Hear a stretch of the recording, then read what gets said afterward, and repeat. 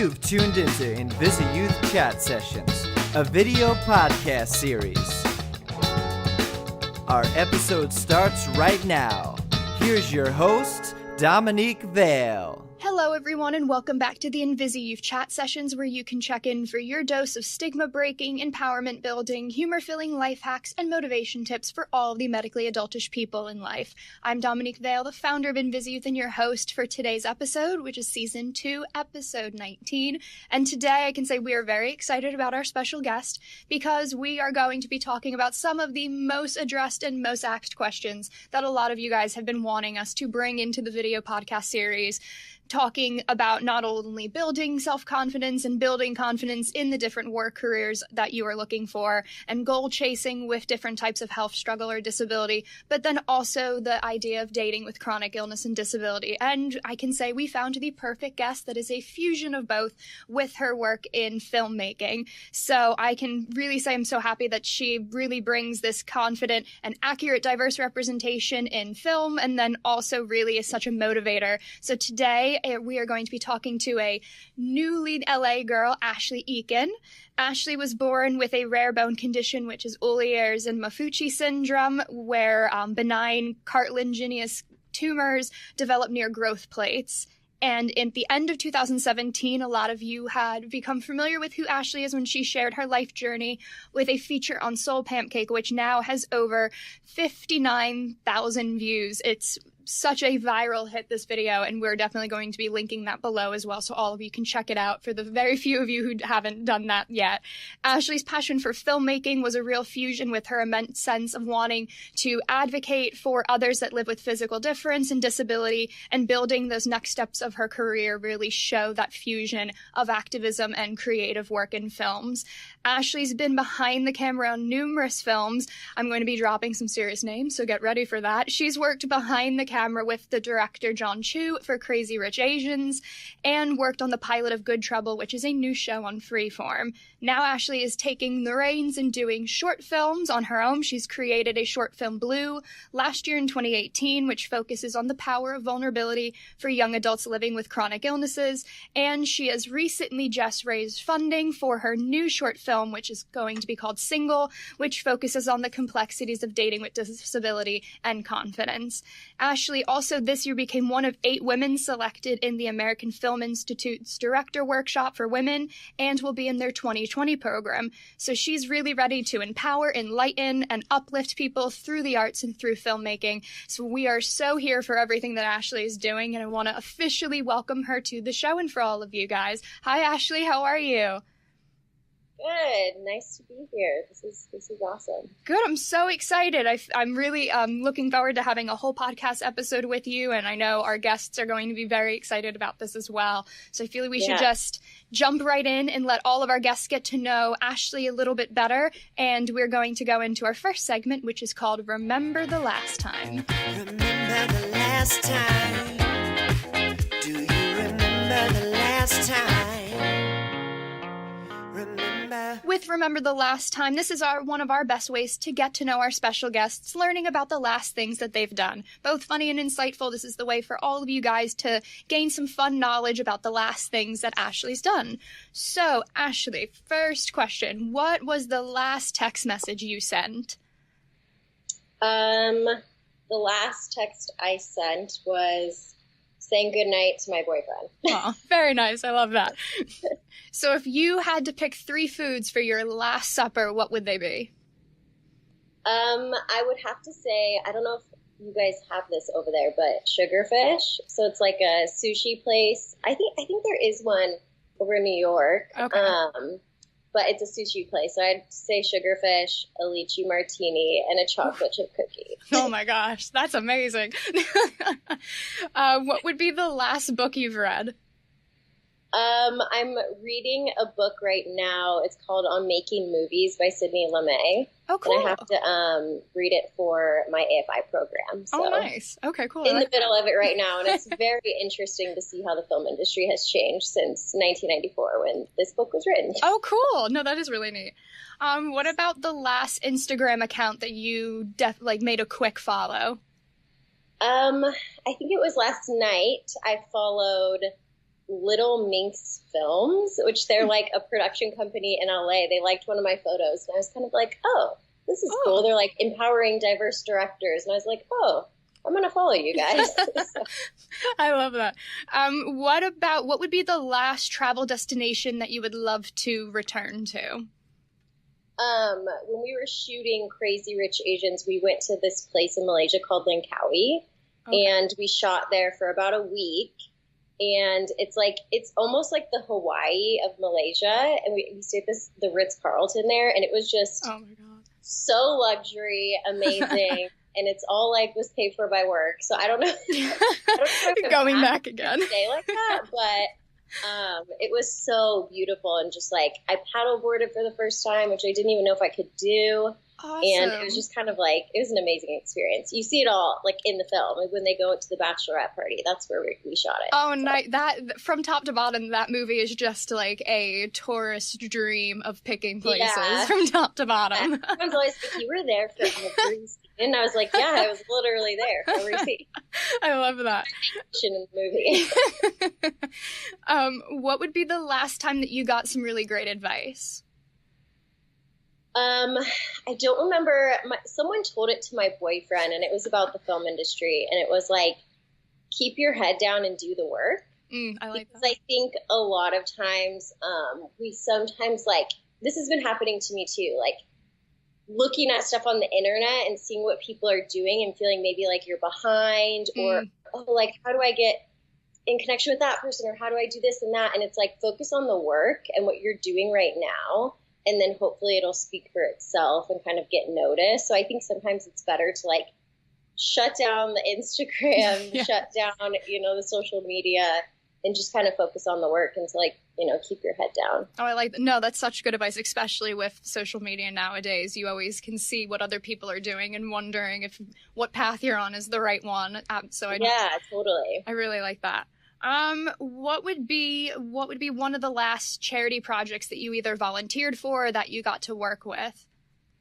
So I am a part of this, I actually got a scholarship from a charity called Cancer for College. Oh, cool. So when I was related to my bone disease, I actually had ovarian cancer. Like these tumors grew, and I had it twice when I was 18 and 20. Mm-hmm. And so I got a scholarship from them, and they helped me pay for college, which is like an amazing, if anyone out there has had cancer, you should look up Cancer for College. They're an incredible organization. Like Will Ferrell kind of heads it. Oh, nice.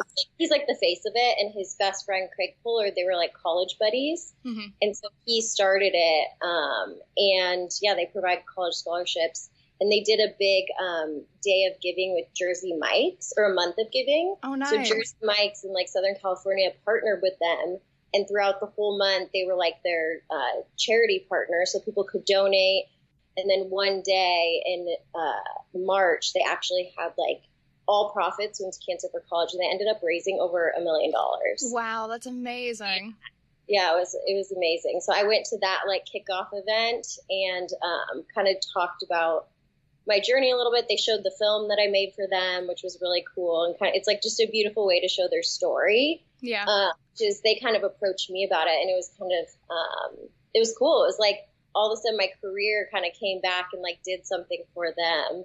So that was the last thing I love that. Full circle moments. I love that. Yeah. And what I'm going to give you your last one, my last question for this last segment. So what would be the last time someone had contacted you either through your Instagram or from finding your YouTube video that really made an impact in what they had said to you? So she actually reached out to me like right after my video came out. Her name is Connie Gula. Mm-hmm. I hope I'm saying her last name right. We've like been in contact, and I was like, I actually don't know how to say her last name. But she reached out to me right when my Soul Pancake video came out, and she messaged me just on Instagram, was like, oh my gosh, I have old ears, and you're like owning it. And I'm really trying to like do that in my life. And she was a junior in high school at the time. Oh, nice. And we connected, like something about her. I was just like, I love this girl. And we have been talking a ton. And I actually like really wanted to cast her in my last movie, but she was a little too young. And excuse me. So she reached out to me, and then we've just been in contact. And she actually just texted me like last week or a couple of weeks ago that she is going to speak in front of her whole class. Like, she's graduating this year. Oh, nice. And they're doing these series where people can give life advice and just talk about things. And she's actually going to go up and talk about having old ears. Wow. And like, she posted one of her first pictures, like with showing her hand, like in the video, or I mean on Instagram. And that's just had her whole journey has had a really big impact on me, because it's literally allowed her to open up and just own who she is. And I feel like if I did that at 18 years old instead of 30, like, I feel like just, I've had like an incredible life and journey, but there's been so much stress on like hiding who I am. Yeah. And so I think if I could have done that for myself at 18, it would have been such an easier journey. And so I'm just like, it's just cool to see how it directly has affected someone. And she's like really owning it in the sense of like going in front of her whole class and talking. No, so. I love that. Was that the young girl that you had a photo recently with on your Instagram, I think? Or no, it was someone else? Okay. I mean, there's so many stories. Yeah. I mean, like my Instagram, I had like a couple thousand, like 1,000 something followers, and like overnight went to like 25K. And so it was like my messages, like after that video went out, because it's actually, so it's on Facebook, and on Facebook it went viral, and there's like 44 million views. Stop. Oh my gosh. Yeah. So like on YouTube, it's kind of like hasn't really gained that traction, but on Facebook, that's where like most of the people found me. They saw it on Facebook. And I still I'll get recognized in a grocery store. That's amazing. Like I get, even like near where I'm living now, I just went to the grocery store, and a guy, like this dad was like, I think I saw you on a video on Facebook. It's always this like weird thing, because it was such a vulnerable video. Yeah. Where it's like they don't really know what to say. They're kind of like, it was so like, wow, like that was good.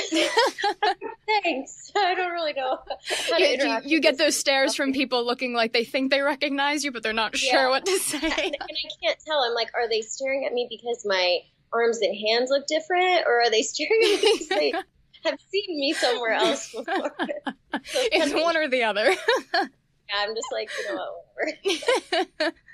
No, I love that. I'm kind of transitioning off of that when you had mentioned about that young girl talking about sort of coming into being sort of her first time really talking publicly and showing her how she physically looks, and her talking about her health with her class when she's graduating. We're going to kind of transition from your lasts to some of your firsts, and we're going to go into our next segment called First Few Words. First Few Words.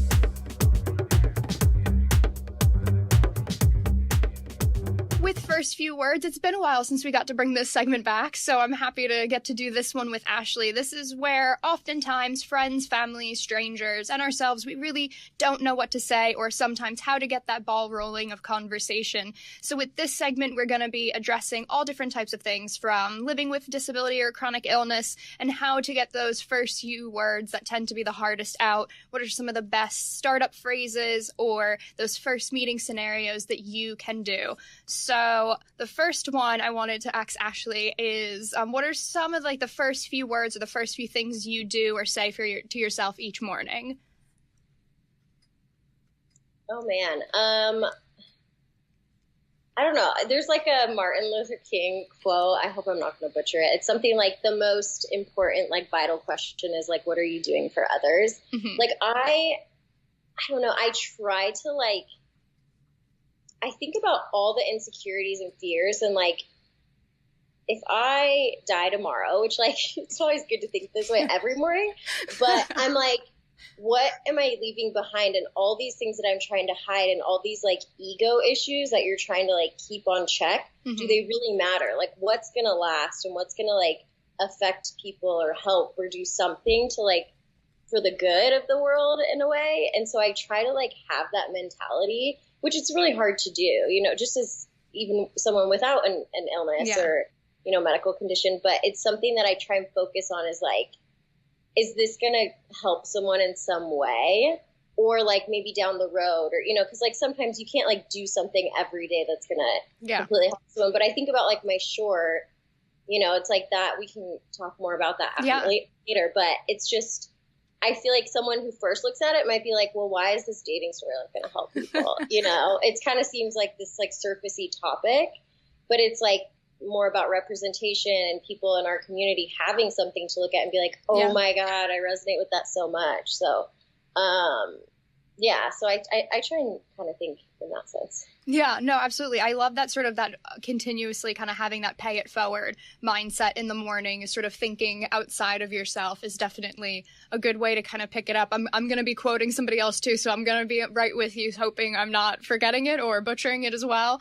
But the actress Gina Rodriguez, who's from Jane the Virgin, I remember when this kept coming up onto our Instagram feed for a while, like a few weeks after she had won her Golden Globe, and she had sort of ended her speech with something her dad told her to do every morning, which is, she said she would look at herself and say, today's going to be a great day. I can and I will. And just sort of that mindset of reminding yourself every morning that you're going to try at least to move it forward in a good way. Whether from that point forward the rest of the day just keeps going downhill or not, you're at least sort of sparking that mindset of trying to put in like a good mindset at the start of the day, because that really sort of resonated on my end, especially with a lot of other people that work with InvisiYouth as well, and people who've seen your short or seen your video with Soul Pancake and everything in your journey. It is sort of trying to find that positive mindset in all the ups and downs of different health struggles throughout life as well is really important to kind of start off the day with.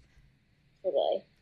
Yeah, totally agree. So then what would be some of the first things that you would suggest people say if someone asked about your physical difference or asked someone about a chronic illness? Would be sort of the first things to say? Because I'm sort of thinking more in the sense of a lot of times people will say, oh, well, feel self-confident and sort of embrace your chronic illness or your disability. But sometimes we can be self-conscious when that random stranger or the mutual friend of somebody we're friends with just point blank asks a question about your disability or your chronic illness. So what would be some of the first things you would suggest people how they can react?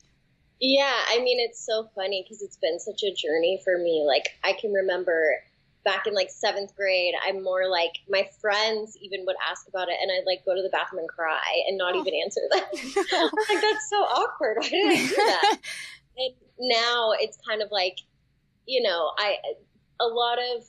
it's funny because I visited a friend who's in the AFI program with me, and she had a little niece who's like 4 years old, and we're talking and chatting and like all this stuff, and she comes in the room and I see her kind of wander in, and then she's like looking at me, and then she like stops and she's like, oh no. Like, what's wrong with your arms? And like so earnest and sweet. Yeah. And I'm like, I instantly am just like, you know what? I realize I said I have a bone disease, which she's probably like, I have no idea. No idea what that means. She's like 4. But usually I just kind of address it right away and say like, oh, I have a bone disease, or oh, I have a bone condition. Like I was born differently, and kind of leave it at that and make them feel a little comfortable and try not to make it too big of a deal and still show like, yeah, it's okay. You know, like I'm not, I know it like looks different, but not like a scary thing but it's hard. Yeah. Sometimes you don't, you know, sometimes people say things, especially when they're adults, it's a little harder and you're like, you should know better than just like, yeah, the 4-year-old can get the pass, not the 44-year-old. Like, always like say weird things where you're just like, be like, oh, you're so short. Or they're like, oh, your arms are really short. Or like they'll look at you and kind of be like, you know, I don't know. I'm more just am like, oh yeah, I have a rare bone disease. Like I've had over 28 or like 30 surgeries now, like corrective surgery. So I have like a lot of scars and all that stuff. And then I'm just open if they want to ask questions. But it's hard. I think people should give themselves a break. Like you don't always have to be like, you know, it's good to have it be light, but you don't really owe anyone an explanation of who you are and why you're there. You know, it's like, I'm kind of on this new path of like, I'll explain it to someone, but if it's like over the top, I'm kind of going to shut it down and just be like, so like, why are you so tall? Or like, you know, what is it like being that tall? I don't know. I'm just like, I'm kind of in this place where there's a time when it's acceptable and there's a time when it's not. And when it's not, I think people should know. Yeah. You know, I'm kind of like in that space of don't do that to people, because I'm on this path where it's not going to ruin my whole day. But there are people who aren't comfortable with this stuff and talking about it. So like, don't outwardly just call them out. And that's like the only thing you notice about them. You just feel really objectified and like, I'm also a person, and that's all you see. Yeah. You know, so kind of my short goes a little in that direction of the main character kind of has the freedom to say what she's thinking. I love it. It's fun, but it's going to be interesting when it comes out to kind of see the response of the community.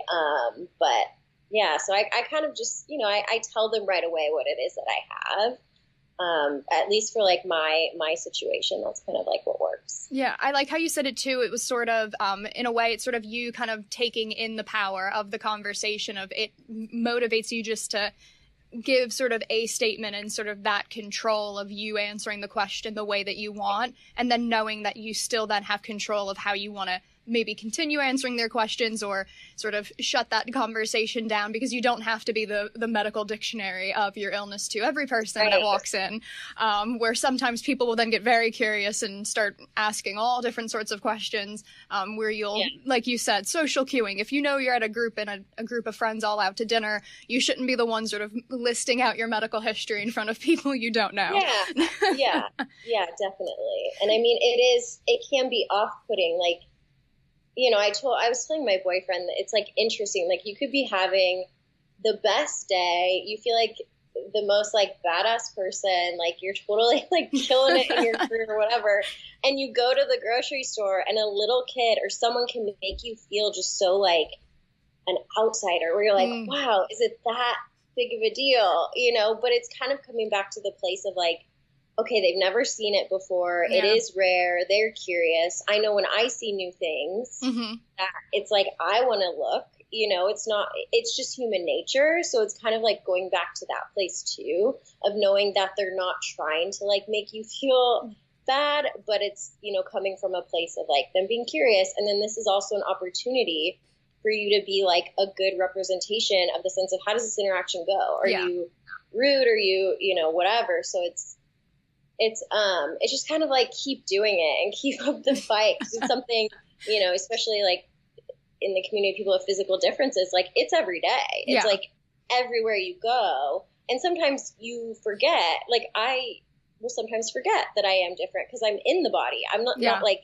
you know, unless I'm in a mirror, I don't really like completely know. In that sense, like it's not always the top of my mind. So it is interesting, just kind of when those moments happen and dealing with it in kind of like a graceful way. And if it does make you mad, then like just go to your car and do whatever. You're like, that jerk.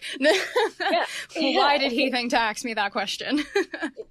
Yeah. I kind of even explain it too when I've done sort of speaking engagements and people have asked, well, because with my situation and for a lot of the young adults that we get to work with, they straddle that invisible illness and visible illness depending on symptoms, which is similar for me. So it becomes subconscious that you don't even think that you start to look differently than what's sort of media normal, until somebody then recognizes it, because like you said, you are in your own body every day, or you have the medical adaptive equipment and the accessories with you all the time, so you don't register that it's not what everybody else is using because you're with it all the time. So it is sort of what I've sort of talked about is this sort of faucet theory. I remember hearing it once in a sociology class at college, and it was, well, you can sort of determine the pressure of how much or how little water you want out, so you can sort of drip out information as slow as you want, or like fully flood it as much as you want, but you're in control of how much you're turning that faucet on and off. So that was sort of on my end, knowing, I'm okay, I can answer or not. If I am not in the mood, if I'm in a lot of physical pain and I'm just trying to get what I need and get out of a store, and then somebody feels like stopping me and asking, I'm not, I'm in my own zone, and I'm going, maybe not today. I don't need to be the advocate for the community today. Like, you're still a human, you know? Yeah. And kind of even going off of sort of with you being a filmmaker as well, and having worked with other people on other individuals' films, and then also being in charge on your own, what would I want to sort of suggest, because a lot of people want to be able to take the entrepreneurship route for themselves, but then also they will get to work for other individuals and work for companies. So what would be sort of the first few things that you would suggest they say, or even having colleagues of yours say, whether you need support or advice from others that you're working with as colleagues, or also if you need help while you are in charge as the filmmaker on your own set. Right. I think it's good to know things up front. Mm-hmm. So it's not something that after the fact you kind of, it's hard because I know sometimes with like illnesses, you don't want to disclose to a job certain things, and it can affect things, which I think that's illegal, but it can. And I've always, like, ever since my first really like legit job in the industry, I had an interview for America's Next Top Model. I was to be the assistant for the guy who created it with Tyra Banks. And I remember having this moment where I was like, all my other interviews, like I was in college, it was just kind of like, whatever. I never really brought it up. And I also wasn't super comfortable, like bringing it up, even though you can tell, like my bone disease is something like you can't really tell at first. And then when you start talking to me and then you start to notice things, you're like, oh, like her bones are different. Her body's different. She's moving a little differently. Like all these things you can start to notice. And so it's kind of realizing when someone's like clocking those things of like, oh, they just noticed. Oh, okay, now it's like the voice in the back of your head. And so I made this decision of like, I'm just going to bring this up in the first interview. And it was like, this huge opportunity where I was really nervous about it. And I ended up like just bringing it up in the interview. Or maybe it was, no, the girl who first interviewed me was his assistant, and she ended up asking me about it. Oh, okay. And I was very like open about it. And then I was like, and she was like, oh, okay, cool. Like we just wanted to kind of know and like understand and whatever. And so then when I had my second interview with the actual guy, Ken Mock, I told him in the interview, like, I really feel like I framed it like this. I've had over like 25 surgeries at that point. And I've also had ovarian cancer twice, but I feel like it's made me a really strong person, and I have a lot of determination. I know how to make the most of life. Like I really framed it as like, this would make me a great assistant and employee. Yeah. And I ended up getting the job. And so like I worked for Top Model for like 2 years and like traveled with them to like Bali and Jamaica and Hong Kong and like oh my God, all this crazy stuff. And every interview after that, I've been like, oh, I just bring it up right in the beginning. Because I used to be like, I'm going to go in and then they're going to see that I'm different and not want to hire me or be like weirded out or feel uncomfortable. But I'm like, if they just know right off the bat, then it's going to be, something that they know, I know, I tell them it doesn't really affect my job that much. Sometimes I will have to have surgeries, but like I would let them know ahead, and I would make sure to get like coverage for them if they needed someone to, step in, or just kind of letting them know that this isn't something like I'm as much capable as anyone else. So if you're going to, like not choose me because of that, like don't do that. Yeah. Even though they can't. Yeah. And they're not allowed. Well, first I have like serious FOMO over what your passport must look like now that I'm thinking about it. Yeah. But I love how you said that too. It was really, especially of working for someone else in other environments, it really is sort of taking the ownership role of showing the benefits of having a chronic illness or a disability, and showing the benefits that it's made you more determined and you're able to adapt faster to situations. So really being able to kind of frame it in that way to a future boss or a future colleague, I think, like you had said, it really is a benefit. And if they wouldn't hire you because of that, I always say, framing it on the other side, would you have wanted to work for a company where they would judge other people that are applying for jobs based on a disability as well, which most of the time you say no. Yeah, and I think it also makes you unique. Like, you're up against so many applicants. Like, how are they ever going to remember you if, say there's two people. Like, I feel like sometimes I got these jobs. I definitely have interviewed hundreds of places and not gotten the job. So but sometimes I'm like, I see sometimes why, like, someone like my old boss, John Chu, he likes really unique things. He likes the person who has the different edge or spark or something.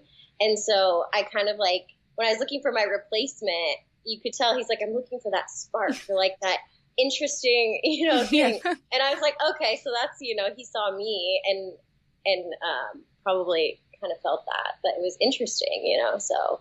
Yeah. Yeah. No, No, absolutely. And I even kind of switching on the sort of being in charge in that role, if you have to ask questions, even myself sort of being the founder of InvisiYouth and having people working underneath me and working with me, if I'm having a bad health setback or I'm having an issue with the type of neurovascular condition I have and it's affecting my memory or my sort of modality on my left side, I tend to be quite sarcastic, as most people who know me know that. So I tend to use humor of asking the people who work for me. I will tend to say, oh, well, what do you think about if we try X or we try Y in these sort of volunteer programs or with our virtual programming, and sort of making them feel like they're creating it with me. And then I'll just sort of try to then bring them in on the oh, how about you help me do that? When naturally it's just I physically need assistance at that point, but I still feel like I'm in charge, which is a benefit when you are in charge of the situation of your work environment. Right. Yeah. And I think it's not being afraid to ask for help too. Yeah. Like, I think owning it instead of like really struggling and then being like, no, like I don't need your help. You know, it's like people want to help sometimes. So it's like if I'm doing something that's like physically demanding that someone can tell I'm struggling with, I just let them help me. I'm like, I don't get upset about it. I'm like, okay, unless it's like, you know, something very easy and you're like, okay, I don't need your help. Yeah. No, when it's physical labor, I need help. I have no shame being like, can you can do this way better than me. Yeah, 100%. No, I like that. Those are a lot of sort of fantastic suggestions for people when they're interacting in other situations. And before we get into our intermission segment, which is our fun time that I get to let Ashley take a little control of the show, I just want to always thank you guys, always our listeners and our viewers on our podcast and on our YouTube channel for always subscribing, liking, giving thumbs up, 5 stars, leaving reviews on our podcast channels. We thoroughly appreciate it. And as always, we're going to have a little link pop up right now below with our donate page on our website, because like we always say, we are 100% of all donations and funds raised go to our virtual programming, our resources, our advocacy campaigns, our leadership programming with our global brand leaders, and the events that we get to host internationally for all of the countries that we get to work with these incredible young adults. So any donations always help us sort of keep the lights on, as I say, and letting us continue to provide all these programs and events for these pretty incredible young people. You get to, if you're listening or watching, you get to see someone that's epically incredible like Ashley now, and getting to work with somebody like her and paying it forward is something we're thoroughly appreciative of. So thank you all for that. And going off of that, I'm going to take a break from talking and we get to go into our intermission segment, So That One Time. So that one time.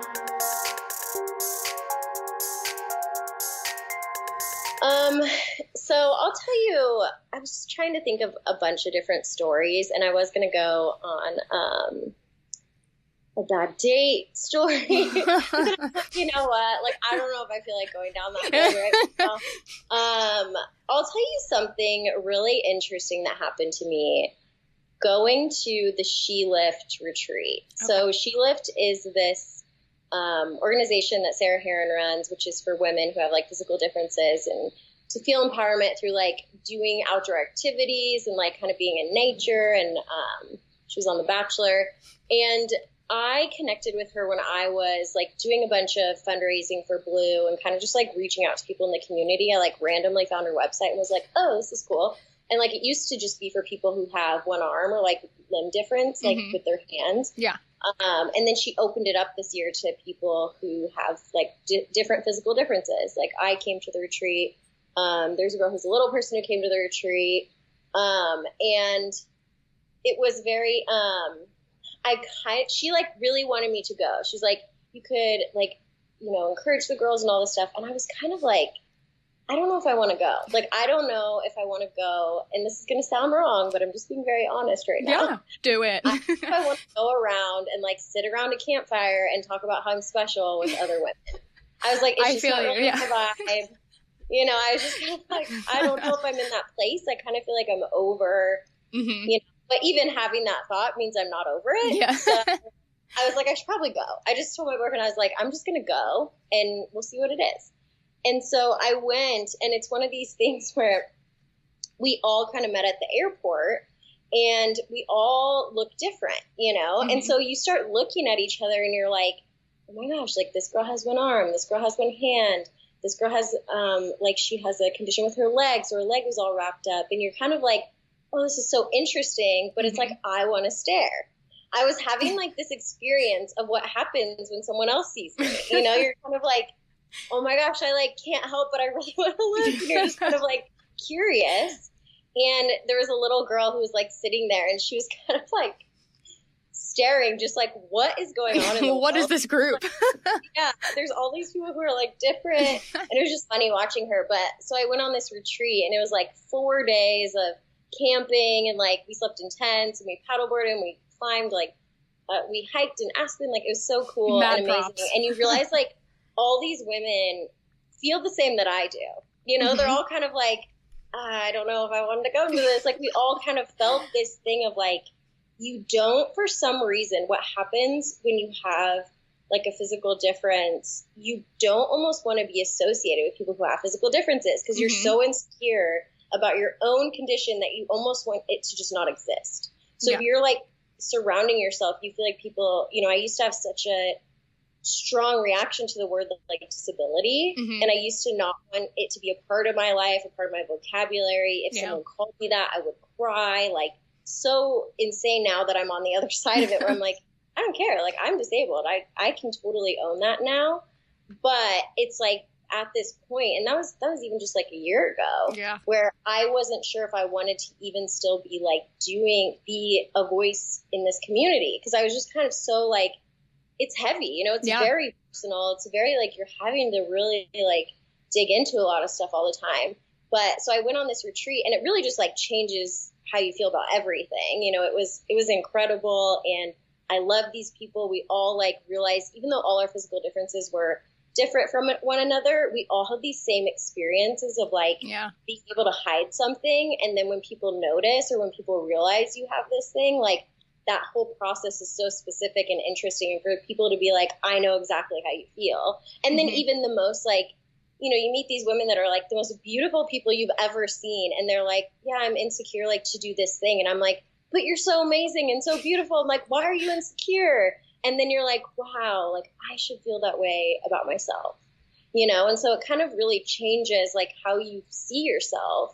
But the craziest thing that, I don't know, people can call me nuts, but the craziest thing that has happened to me, and I think it's fascinating, and it all relates to representation, is after the retreat, and still to this day, because I was around so many women who had like one arm, whenever I see people out and about, like in just the world, at the grocery store, wherever, if a bag is hiding their arm, or like a box is hiding their arm or something, I instantly am like, oh, they have one arm. It's normalized in my brain, because I've been so exposed to it, where I'm like, this is what representation could do. Like, if you see people who have these differences, it becomes normal in your brain. It's not even like, I feel like it's everywhere now, because I see it so much that I'm just like, oh yeah, that person has an arm, that person has an arm, that person has one leg. Like, it just feels normal to me. And I'm like, that is insane. That psychologically, like, it can literally change by exposure to these things. And so many of us want to hide. You know, so it's like you're actually, by like putting yourself out there and showing who you are and letting people know about your condition or disease or whatever, it's actually like it can chemically like change people's brains. So I'm just like, that's something that is amazing, and I almost want to write a whole short film about that, because it's just like so funny. Like, I'll send my boyfriend like pictures on Instagram and be like, physical difference, because like something will be hiding, you know, like they'll be in front of like a bush, and I'm like, they have one arm. He's like, going insane. But it's cool. Like, I think it's, you know, it's real. Like, representation really does matter.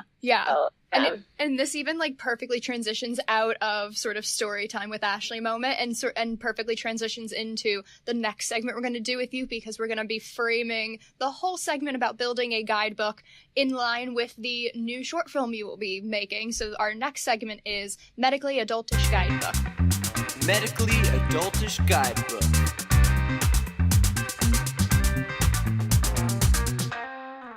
So with the Medically Adultish Guidebook, this is so often young adults living with all different types of chronic illnesses and disability, especially when they're a young adult. They're not only just sort of figuring out their interests and finding themselves, but then you have to add on the other complexities of finding yourself while also living with a chronic illness and disability. So we know how much you guys virtually connect and share advice and life tips with one another, so we built a segment where we get to build different medically adultish guidebooks to life on different topics. So in the spirit of Ashley's new short film that you will get to be seeing all over her Instagram, she has testimonials all over it for single. We're going to be building a guidebook to dating with chronic illness and disability. And so if you guys are not watching this on our YouTube channel, definitely make sure you can check that out, because we're going to be having little graphics popping up of a bunch of the different testimonials that Ashley has on her Instagram. And we'll all, like I said in the beginning of the show, we'll be linking all of that below, so you can check out and read a lot of these Q&As with some of these incredible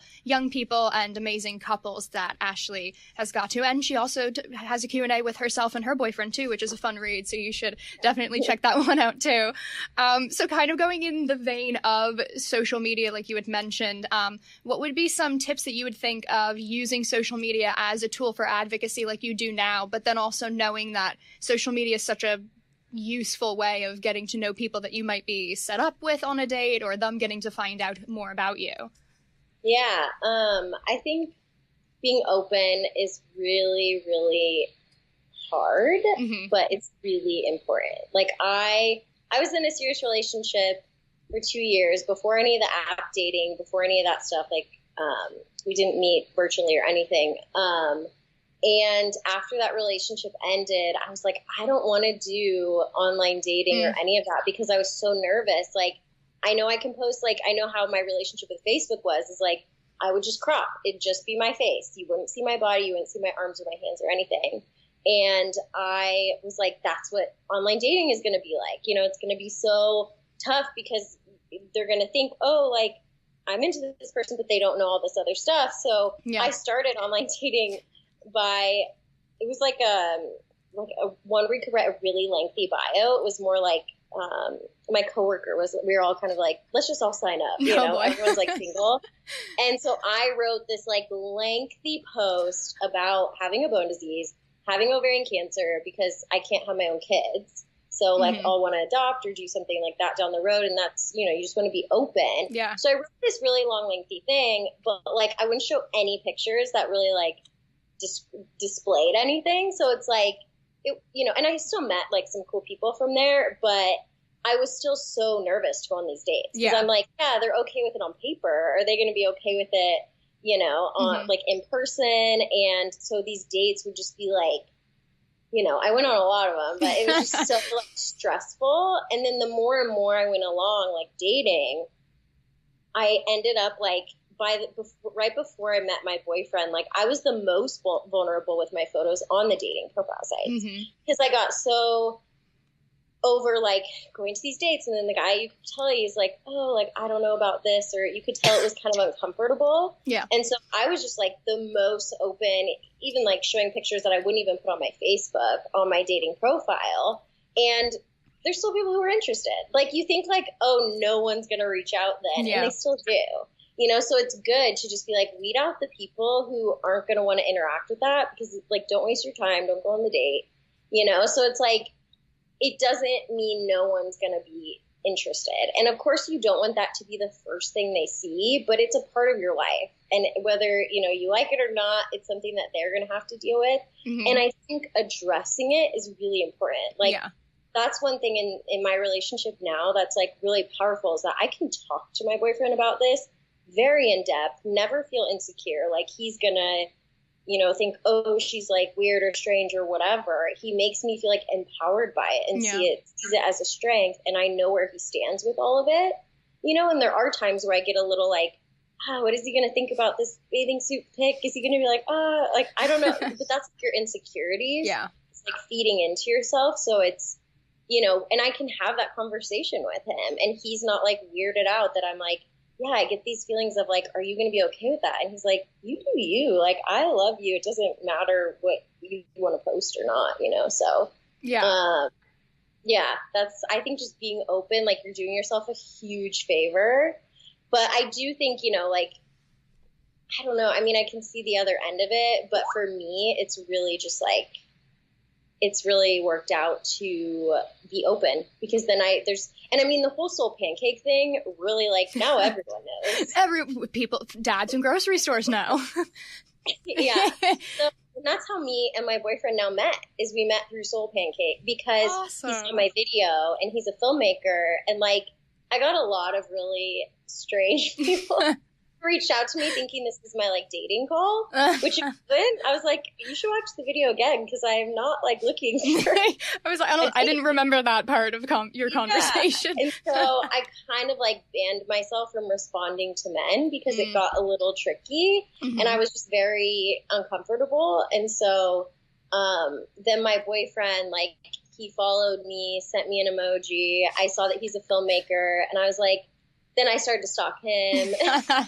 As we do. I was like, he's in Canada, like, it's fine. You know, like, Canadians. We can be filmmaker friends. And that's like literally just what I thought it was going to be.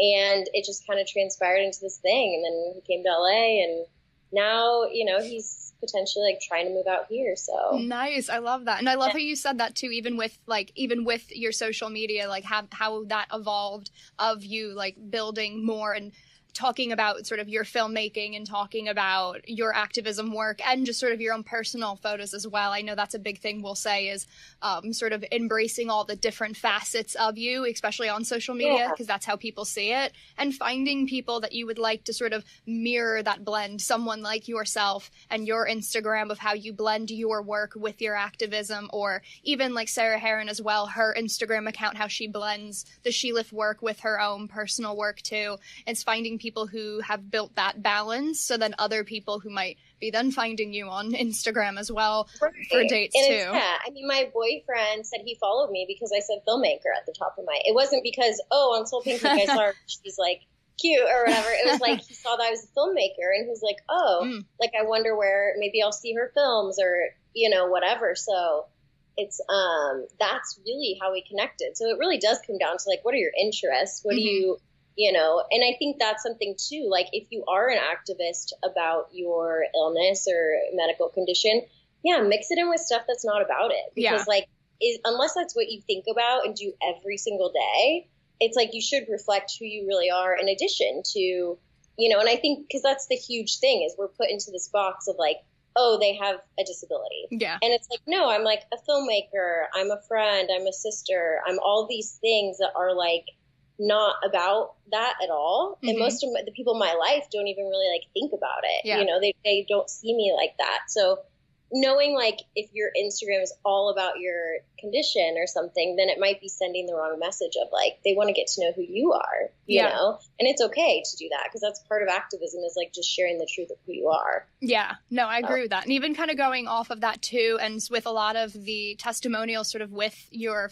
short film that you'll be making, a lot of the different couples, and especially a lot of the women, talked about sort of before they got into their relationships, they're in the sort of the rejection or the negative dates that they had as experiences too, and how that sort of shaped them to move forward positively in other relationships, and currently the relationships that they are in. So I wanted to have sort of tips on your end too, that you would, if you were giving it to other young adults, especially a lot of young women with illness or disability, how to handle the negative side of sometimes dating with an illness or disability.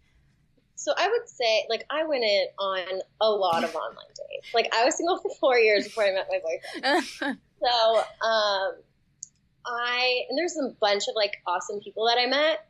But, you know, it'd be one of those things where I go on a date, and 50% of the time the guy would like me, and I'd be like, I don't know. And then 50% of the time, like, I'd like them, and they wouldn't be into it.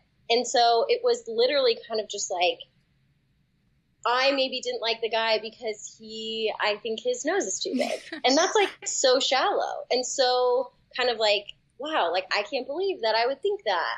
But we're all human. And like, if a guy isn't interested because of your medical condition, it's like, you know what? That's okay, because I'm not interested in certain guys because of certain things. You know, it's kind of like not taking it personal, even though it's like the most personal thing. Yeah.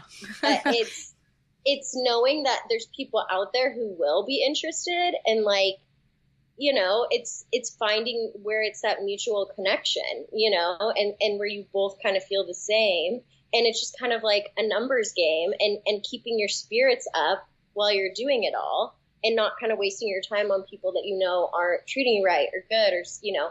I think one of the things that some of the women, when we went to She Lift, were like kind of dating guys, like one of them I think was dating a guy who's just like sketchy and not good to her, and like didn't treat her right. And there's sometimes, like, I feel lucky because I never was in a situation where I was with someone that was like treating me terribly, you know?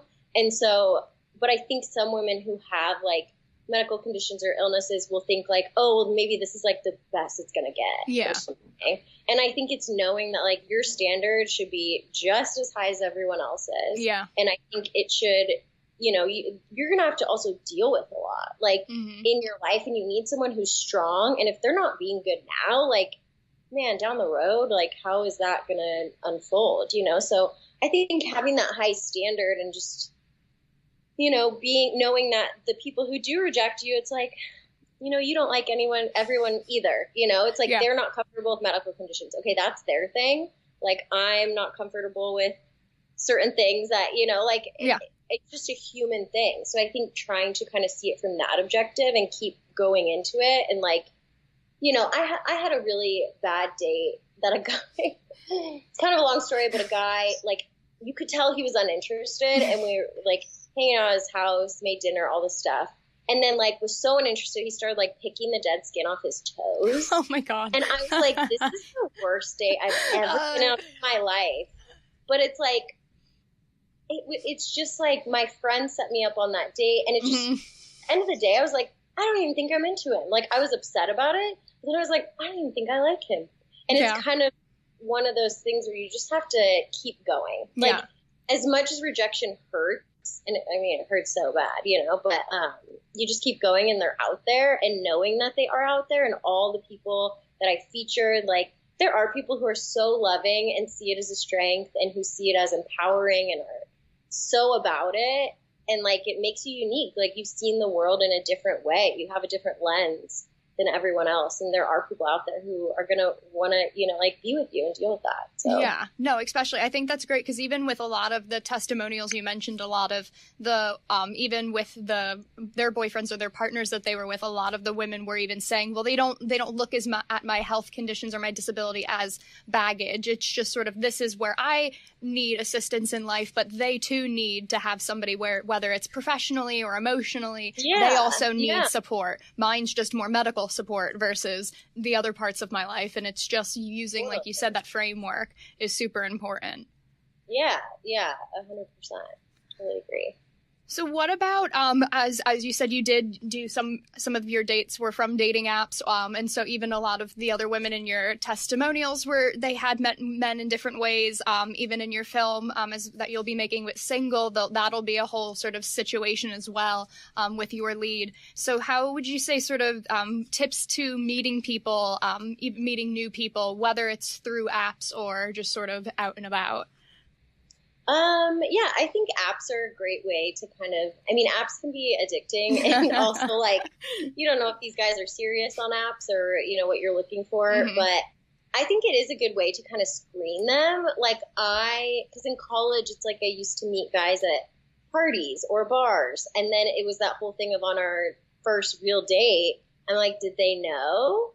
You know, like, did they know? And like, it's not really something you reveal over text before you meet them, in the sense of like, by the way, before I was really open on social media, it's like I would meet someone at a bar, and then they'd ask me out on a date, and then the entire time I'd be like, how am I going to bring this up? Like, are they going to notice? Do I bring it up? Should they ask? Like, it was this whole like struggle. So I'm like, anything where like someone's mind can be altered before like meeting them, and they cannot maybe notice certain things or not really realize like these things about you, which is more if you're hiding yourself. If you're open, then they'll see it. You can be like, here's my Instagram, like, here's my soul pancake video. I'm just gonna send you a link.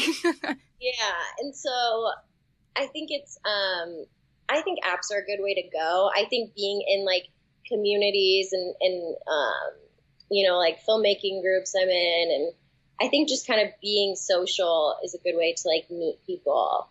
But yeah, I think you know, my short film deals with two people being set up who both have disabilities. And they're, you know, the girl's really upset about it because the only reason they got set up is because they have disabilities. Yeah. Which is really like, I mean, that's setting two people up who were, you know, like, yeah, it's just, they both wear black shirts or something, you know, it's so absurd where, yeah, you do have a little bit of like life experience that you've dealt with, but like, as far as who you are as a person, you can be like dramatically different because of that, you know? So it's like, I think you can meet people in your community. Like one of the girls I featured, her husband now, they met at like this Lucky Finn camp. And it's like this really beautiful story.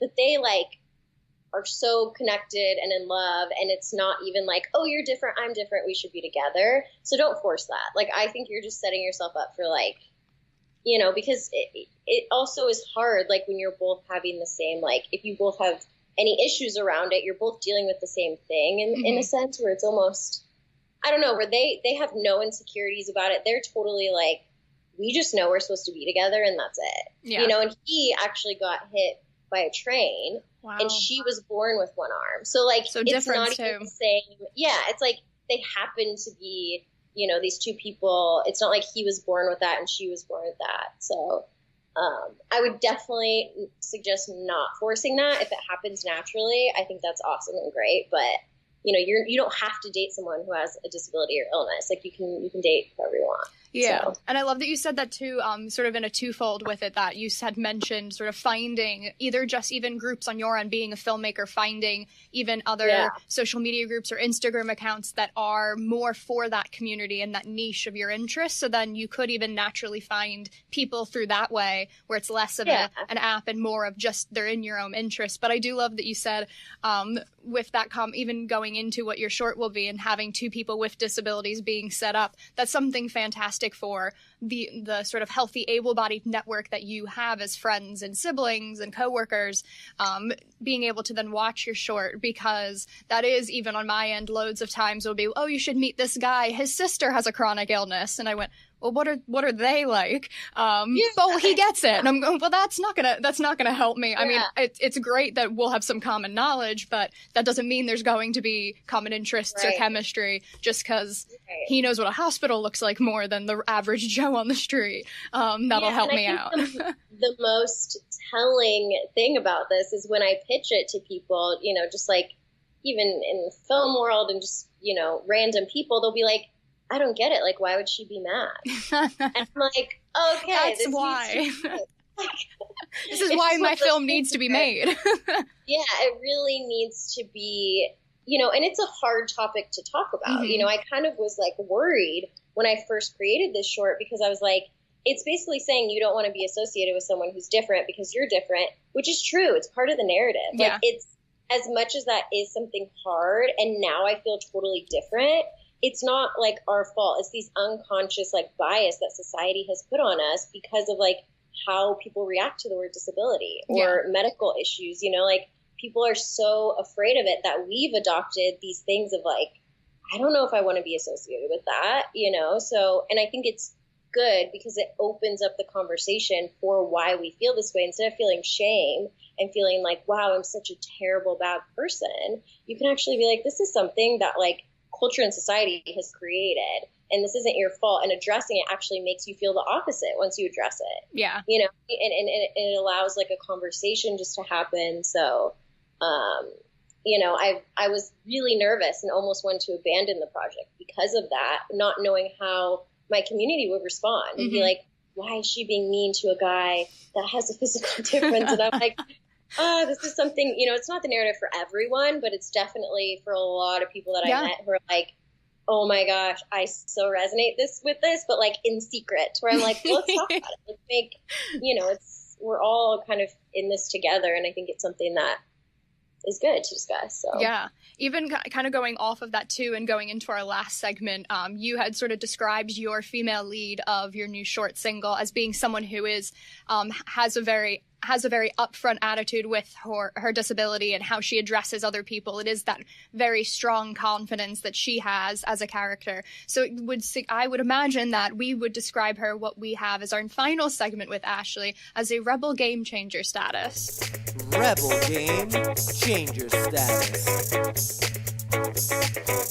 So with Rebel Game Changer status, we're actually going, this is where what we like to call as our form of activists, as the people who rebel against the stigmas that have been sort of put in as the norms, and us getting to build our own stereotypes of what it is to have a chronic illness and disability. And a big thing that we wanted to focus on, which is so much of Ashley's platform with her filmmaking and her own activism, is that sort of power of vulnerability and sort of using her films as well, and that background she has with her characters that she's written and developed into these short films, and will be in her next short film, as well as seeing the different types of game changers that can be and how you can become one of them too.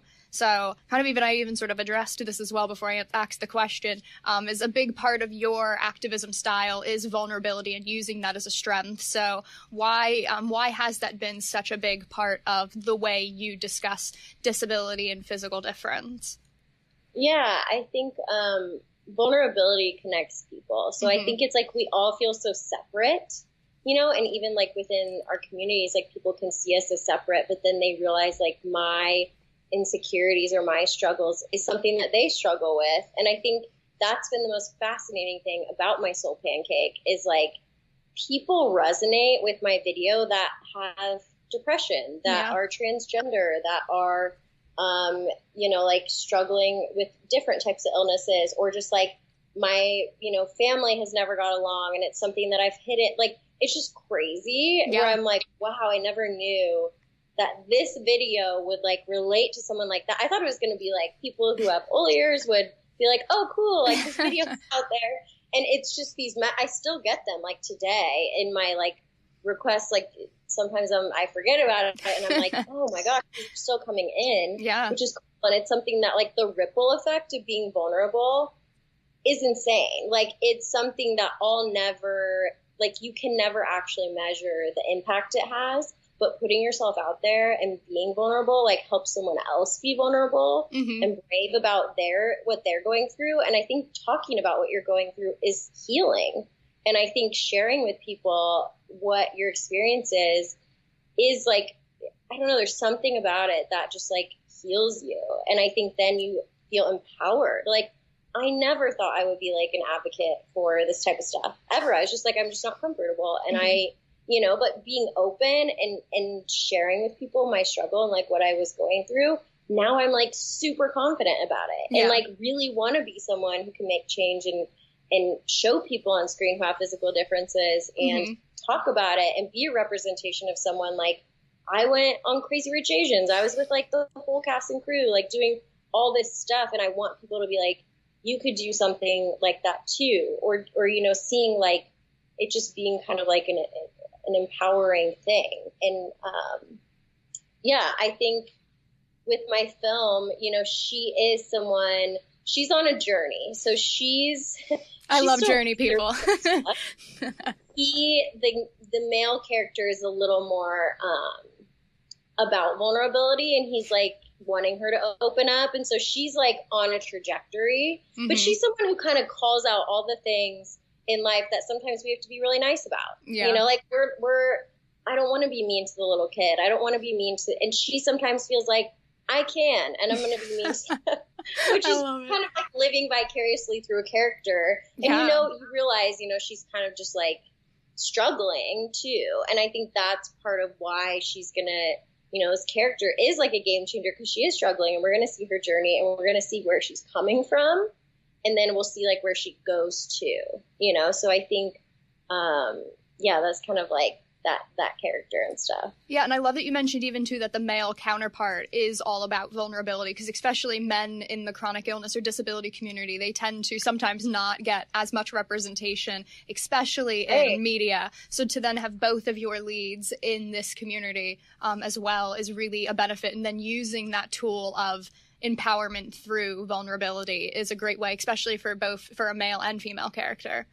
Yeah, totally. And I think, we've been kind of like casting, and I'm really excited. Like you haven't seen people who are like young, beautiful, interesting, like in the disability space. It's always like, you know, victim, or it's kind of like they're like nerdy or something. Like, I don't know. It's just like weird where I'm like, why is it always that way? Why can't they be like the lead that's like the most attractive person in the room? Yeah. You know, like why can't they be that person too? And that's what I'm like excited to do, is get like two young people who have good chemistry, and like this is interesting and fun to watch. So yeah. Yeah, I love that too. Even kind of going off of that, especially with your short film from last year, Blue, there was a big topic of sort of the lead in that short film as well. There was what she felt as a young person, that sort of stereotype of not being medically normal. Are we good? What'd you say? Oh, yeah, we just had like a connection. Sort of with your short film, Blue, your female lead in that as well, especially being in school still and with her friend group, that sort of feeling that pressure and that fear of not being medically normal was something that definitely was a part of her arc in that story too. So I kind of wanted to see what you thought from your own work as a filmmaker, and then also as yourself as the activist. What are some different ways you would suggest people who are having that internal struggle of self-confidence and being fearful of representing their chronic illness or disability? What would you sort of suggest to them to be able to do to harness that bravery for them?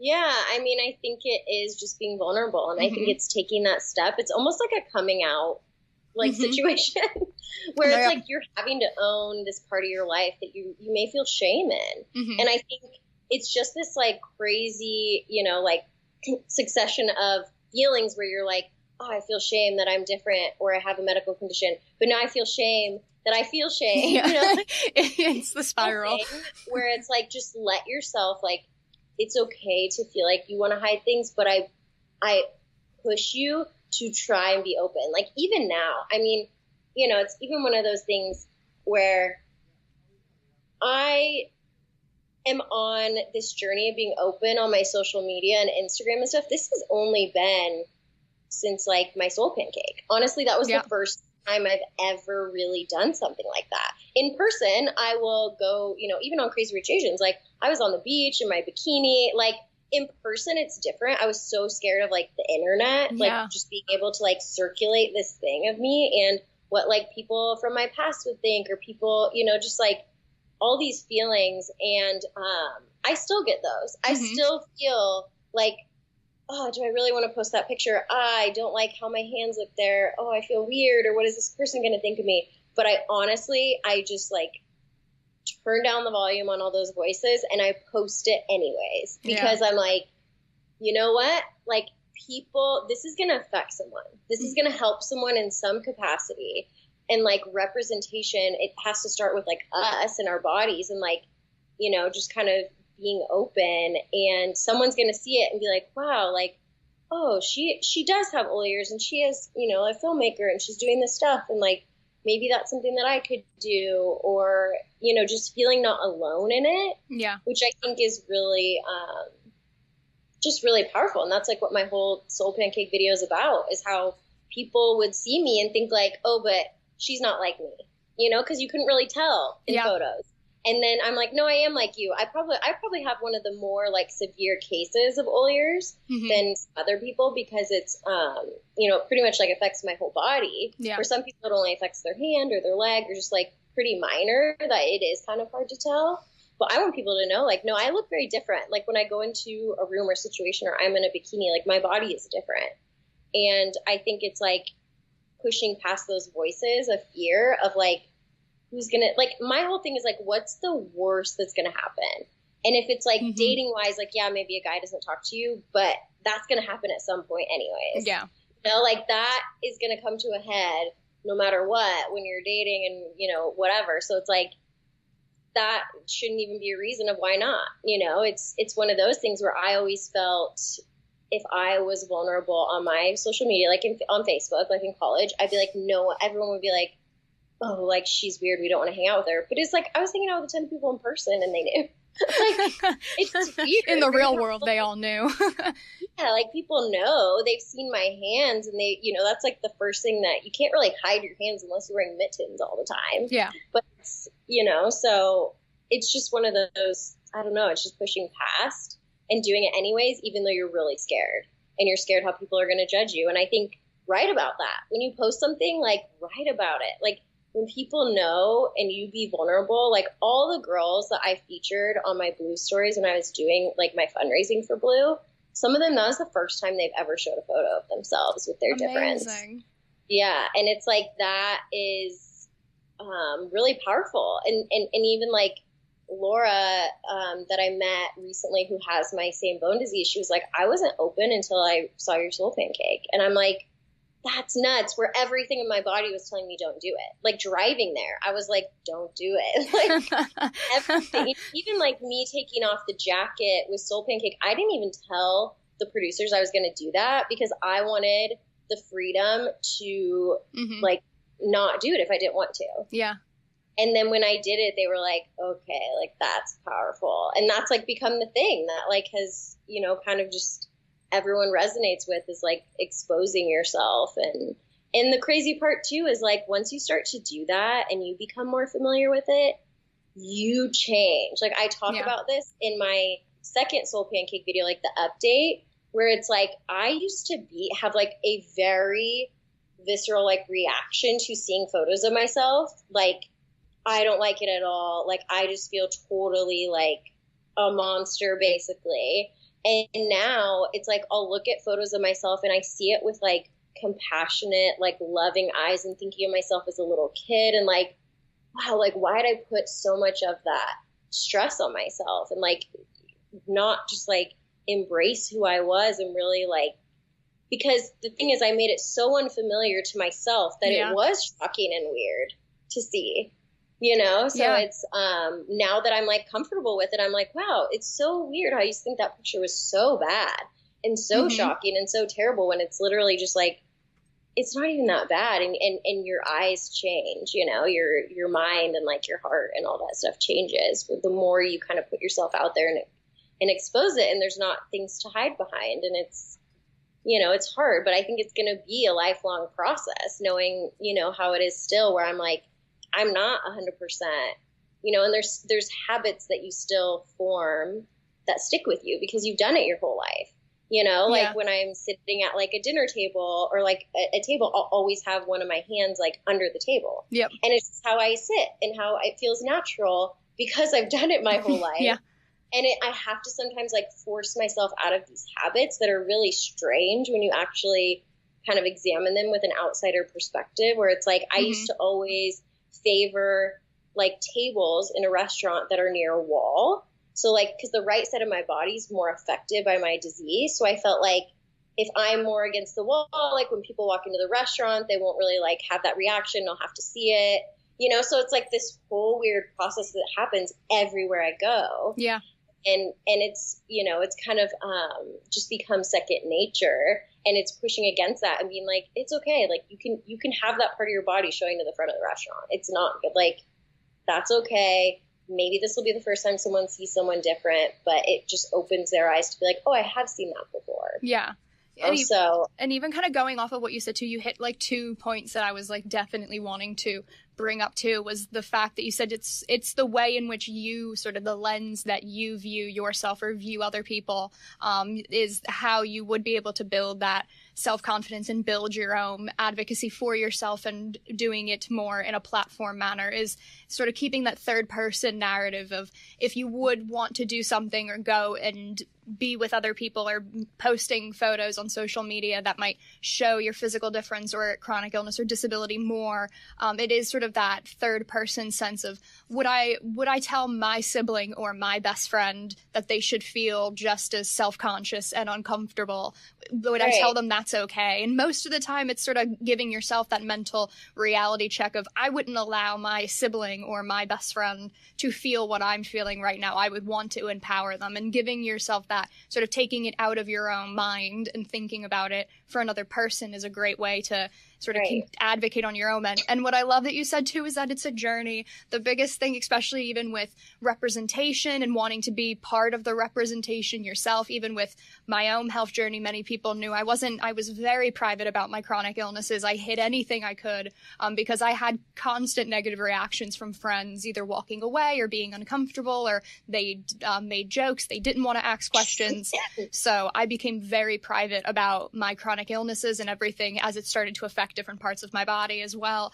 And for me, it was realizing something you hit on, like right on the head, was it's a journey. It's not, oh, I've got empowerment down and I went to a seminar and boom, today I'm going to be empowered from today and forever. And it's not, you can have bad days even through months of feeling very confident. You might have one day with one photo or one comment that just sort of hits you in that sore spot. And it's knowing that it's okay to not be like super woman every single day, especially with a chronic illness or disability.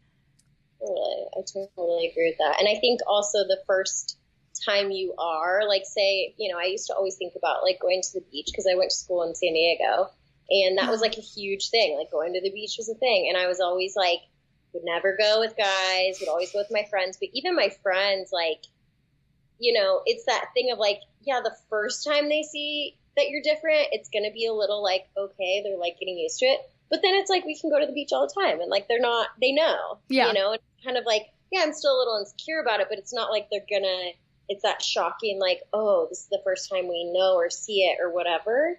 So I think that's something that the first time is always kind of the hardest. Yeah. And then it does get easier. It's still hard, and you have to push yourself and force yourself to get out there, because you can fall really easily back into the same habits. Like it happens for me during winter. Like winter, you're all bundled up, you're in a coat, like everything is all like really hidden. Like you can't really tell. You get no looks. You walk around and you're like, this is great. And then March and April comes and you're like, oh, damn it.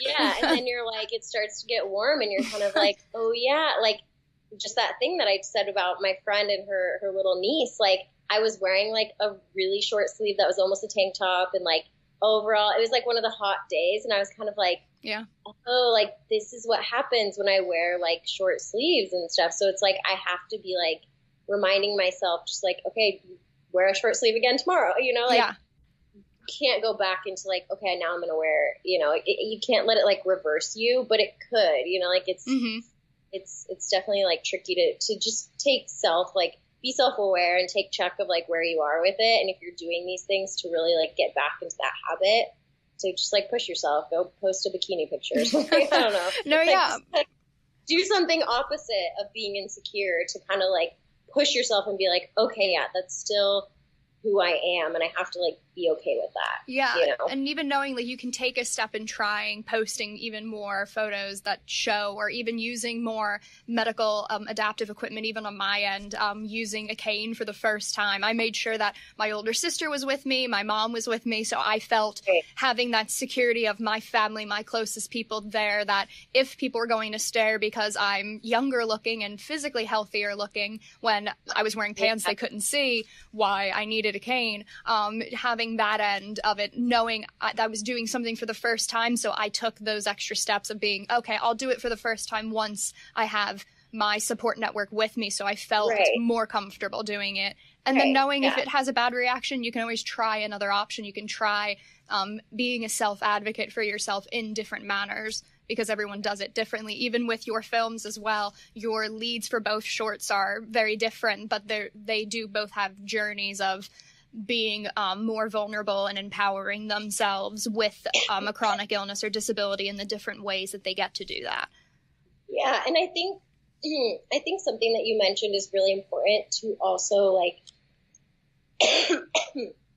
also mention is it's really good to have a support system. Like that is the one thing that brings me back to being grounded, to being in reality, no matter how I feel, no matter if I'm being insecure. It's like my sisters, my family, like my parents, my dad, like my brother, like all these people that are like my core best friends, like my boyfriend. It's like, these people are going to love me no matter what I post. Yeah. No matter how weird they see my body or whatever they know about me or what I'm struggling through. And those are like kind of like your life raft. Like when things really like I'm feeling overwhelmed and I'm feeling really bad about myself. Like, you have to go back to these people that are like, they love you and they're like like your support through this.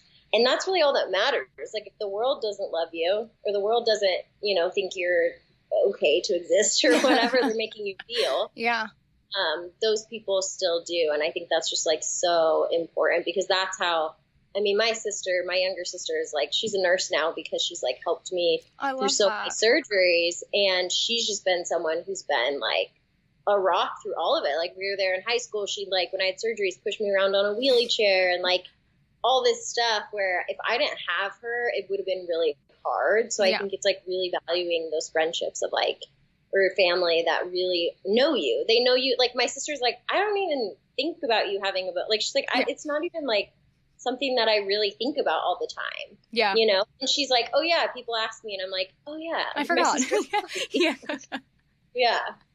No, I love that. That's such a perfect way to even sort of end that segment and sort of end the episode too, is being your own rebellious game changer, being your own advocate that looks differently. And that's not just, you're not sort of the sole ranger doing it alone. There's people like yourself, like InvisiYouth and the young adults that we get to work with, that there's so many people that exist across an entire spectrum of chronic illness and disability too, to find other networks of support and find ways that you can advocate and empower yourself in all different facets. Yeah, I think the community aspect of it has been like the most amazing thing that I've ever experienced, where I finally feel like proud to be who I am. Yeah. And I feel proud to be a part of the community, proud to like be a positive representation of someone living with something like this. So I think and that's what the community has done, because you meet each other, you're like, oh, you're cool too. And you're like doing all this stuff. And it just makes you feel, like you belong to something, where I feel like our whole life experience kind of makes us feel opposite sometimes. Yeah. Well, what I'm proud of is that we got to have you on this episode and really make something incredible for other young people to learn from you and get to see so many fantastic, especially the representation process, which we always talk about, getting to show it in so many different aspects of life with physical difference and disability or chronic illness, and showing that representation in an authentic and passionate way is something that to be really proud of as well. So I want to, before we end the episode, I want to make sure, since we've been chatting so much about your Soul Pancake video and you on social media and your shorts, I want to make sure you can tell all of the listeners and viewers where they can find you on social media and where they can find your shorts as well. Oh, we kind of broke up again. Sorry. Oh, so I was saying on social media, I want to make sure all of our listeners and viewers can find you and your Instagram and your shorts as well. So where can all of the people get to find more about you? Yeah, so my Instagram is Ash Eakin, ASHEAKIN. And my shorts are not public yet. You can see some of my previous work, like the video I did for Cancer for College. There's a little documentary on there with some of the Crazy Rich Asians people. Vimeo.com/ALE films. That's where some of my projects are, but my latest stuff isn't out yet, but that may be coming out soon this summer. Ooh. So depending, I'll make sure you guys have all those links. Definitely. And of course, everything as well, especially on Ashley's Instagram, even the promo videos like she's been talking about for so many people that she did testimonials and interviews with for her shorts. You can see so much of that on her Instagram too. So we'll definitely make sure that that's linked below. And as always, you can find InvisiYouth Charity on Instagram, Facebook, and Twitter at InvisiYouth. And you can find the InvisiYouth chat sessions on our YouTube channel and on all podcast channels. So Spotify, iTunes, Google Play, iHeartRadio, Stitcher, wherever you want to go and listen to a podcast, you can definitely find it there. Make sure you subscribe and give a 5-star rating, thumbs up. I'm pretty sure the other stars don't work, so definitely 5 is preferred. And so again, I want to really thank Ashley for being our guest today on this episode, and I'm looking forward to the next episode, and we will get to see you guys soon. Bye. See ya.